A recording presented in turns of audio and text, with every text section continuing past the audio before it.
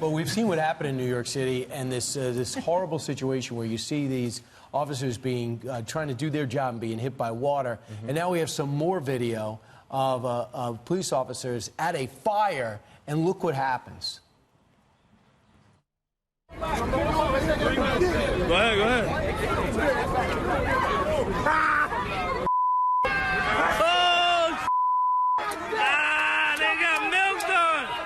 Wow, so all these firefighters show up to this fire in the Bronx. It was on the 6th floor. It was on Tuesday, 5 o'clock. The police had evacuated the building. Everybody was outside. Apparently, things did get rowdy at one point, and a lot of people had milk there. And the reason apparently they had milk was a resident told the Post people had milk because the cops were pepper spraying everybody. The police have not said whether or not that did happen.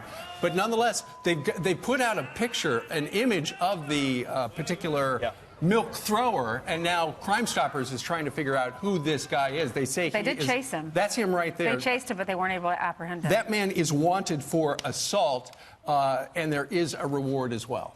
You know, to me, watching that video, it's the instincts on both sides of that video that are troublesome to me. The instinct that, okay, I can throw some milk or throw water at a cop, and I'm going to get away with it. Right. I'm going to laugh about it. I'm going to film it. Everything's going to be fine.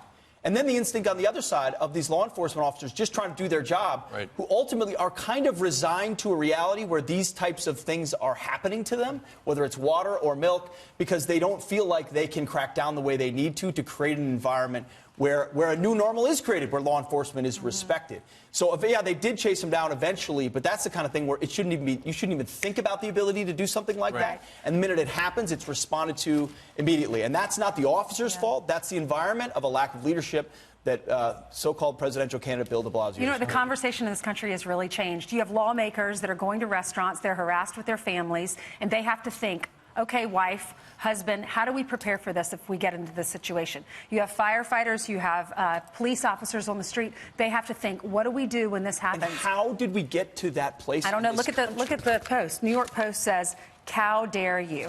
Calling these men and these women that are doing this, throwing water, throwing milk, and that's cowards. why when President Trump stands up and says, I'm for the taxpayers and the citizens and the people who came here legally, it resonates so much with people, because you see another side of the aisle, an entire party saying, we're the party of illegality, we're the party of non-citizenship. And he says, now, last time I checked, America still matters. All right. Can we see the hands of the people here today, the first responders and law enforcement, who have encountered anything like that in the last year or so in New York or wherever you are? Hit with water, hit with milk, disrespected, taunted? Or know anyone that has?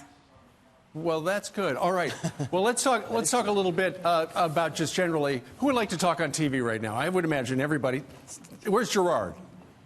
Gerard's over here on the end. All right. Gerard, good morning to you. How are you?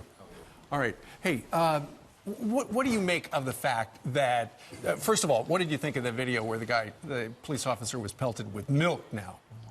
Well, I represent firefighters, but I'll speak on behalf of the police or as a citizen of the city of New York. They were responding to a fire. The firemen were there as well. So they're an intricate part of, crowd control, letting us get our tools, our manpower to the emergency to fight the fire. Seeing that, it's horrible.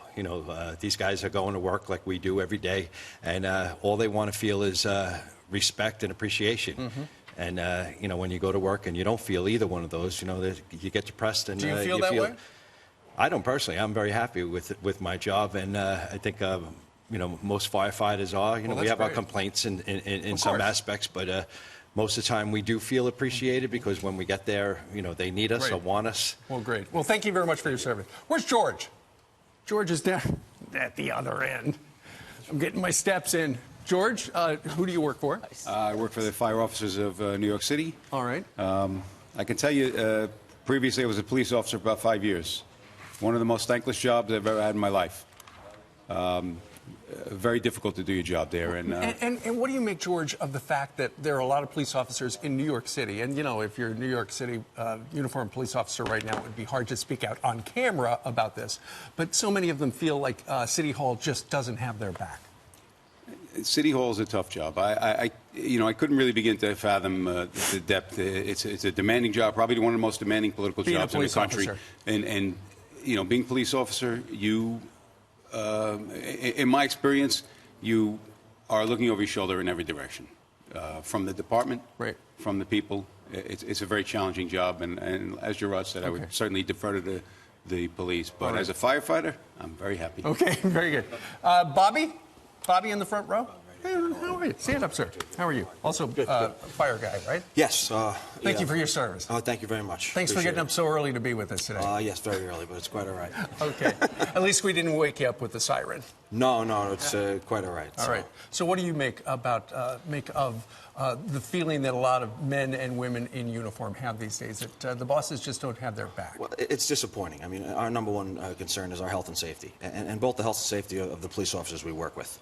You know, we work side by side with them every day, and it's something you worry about. You know, Gerard said you're trying to go into a fire and you're trying to protect everybody there, and the cops have the same issue, and now we have to worry about something else. You know, a building under fire is a building under demolition, and there's enough issues with that going on that we don't need people throwing things at cops and throwing things at us. And you know, it's just very unfortunate that seems to be the atmosphere that's tolerated in New York City. Sure.